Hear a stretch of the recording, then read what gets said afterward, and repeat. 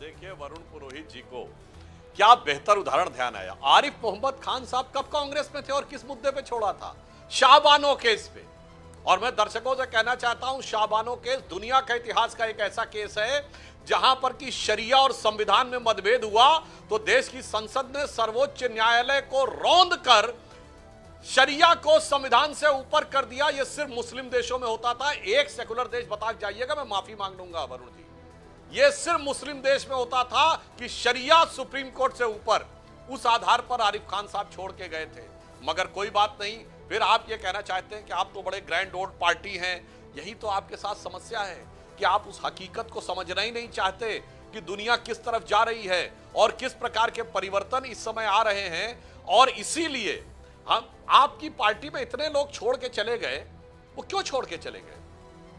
वो उसी कारण से छोड़ चले गए कि बोलने की स्वतंत्रता थी। मान्यवर, अगर सबसे ज्यादा लोगों ने कभी पार्टी छोड़ी है देश के 75 साल के इतिहास में तो कांग्रेस पार्टी नहीं छोड़ी है। और अगर सब आरोप लगाया है तो यही आरोप लगाया कि हमें सुनने नहीं दिया जाता था। आपने कांग्रेस के उदाहरण दिए ना, अभी भी बात कहते हैं आप कांग्रेस के उदाहरण दे रहे हो। कांग्रेस से छोड़ के गए, भारतीय जनता पार्टी में समान नहीं था। आपने समान की तो बात की, मैं वही तो कह रहा हूँ। पूरे देश में कांग्रेस ही कांग्रेस है। आप भी कांग्रेस में हो चुके, तो समान तो कांग्रेस के पास ही हुआ। फैक्ट्री तो मैन्युफैक्चरिंग फैक्ट्री तो कांग्रेस से लीडरशिप किया। आप अपने उदाहरण क्यों नहीं देते हो? आप मैं बताना चाहता हूं, एक लाइन बोल दूं बस। देखिए, हम एकमात्र पॉलिटिकल पार्टी है भारत के इतिहास की जो 73 साल में आज तक कभी वर्टिकल डिवीजन नहीं हुआ।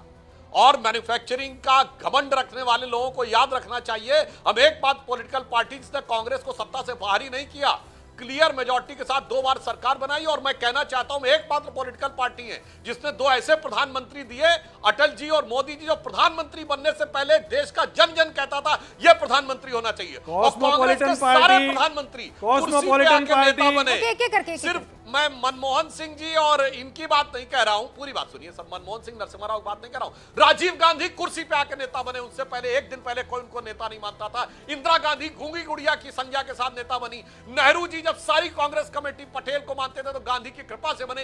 एक नेता कांग्रेस का ऐसा नहीं है जो नेता बन के प्रधानमंत्री बनाओ। सब प्रधानमंत्री बन के नेता बने। हमारे दोनों प्रधानमंत्री नेता बन के प्रधानमंत्री बने। ये होता है व्यक्ति का निर्माण और ये होता है सत्ता के आधार के ऊपर।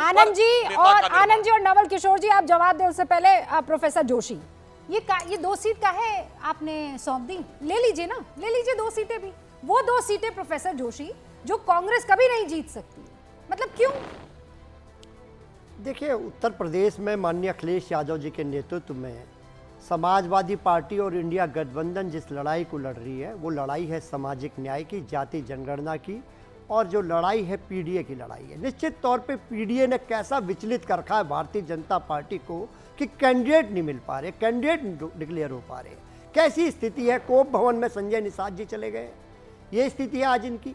और हम लोग लगातार आगे बढ़ने का काम कर रहे हैं। और निश्चित तौर पे जो लड़ाई है, किस मुद्दे के साथ लड़ाई है, आज तो हमारे नेता माननीय अखिलेश यादव जी के कंधों पे और ज़्यादा बोझ है भारतीय जनता पार्टी ने डाल दी है, क्योंकि इनके जो विधायक है पिटे जा रहे हैं और माननीय अखिलेश यादव जी को इनके विधायकों की रक्षा करनी पड़ रही है, बताना पड़ रहा है। और इन्हीं के विधायक एफआईआर कर रहे हैं कि दंगे भारतीय जनता पार्टी के कार्यकर्ताओं ने करे। तो आज हमारी जिम्मेदारी तो भारतीय जनता पार्टी का युद्ध है, गृह युद्ध है, इसको लड़ने की, पीडीए की बड़ाई को लड़ने की माननीय अखिलेश यादव जी के नेतृत्व में कर रहे हैं। अच्छा, ये पीडीए मध्य प्रदेश के बुधनी में कैसे पहुंच गया है? वहां कहाँ है? आप कूद पड़े बीच में, कांग्रेस को लड़ने देते ना। देखिए, जिम्मेदारी बनती है। क्या जिम्मेदारी बनती है? वोट काटने की जिम्मेदारी बनती है। वो समाज जिनको ये सामाजिक न्याय नहीं दे पाते, जाति जनगणना नहीं कर पाते, तो माननीय अखिलेश यादव जी के नेतृत्व में जो पीडीए एक लामबंद हुआ है, हमारी जिम्मेदारी बनती है कि पीडीए की लड़ाई को माननीय अखिलेश यादव जी पूरे देश में ले जाना। प्रोफेसर साहब क्लियर कर दीजिए। मुझे बस ये बता दीजिए कि कौन नेतृत्व कर रहा है इंडिया गठबंधन का? अखिलेश जी। देखिए, मैंने अभी आपको बोला सामाजिक न्याय, जाति जनगणना। अरे 2 बार नेतृत्व बोल चुके हैं। लेट मी कंप्लीट मैडम, मैं आपकी बहुत रिस्पेक्ट करता हूं, मेरे को थोड़ा सा बताने दीजिए। सामाजिक न्याय, जाति जनगणना, पीडीए, इस आंदोलन को पूरे देश का आंदोलन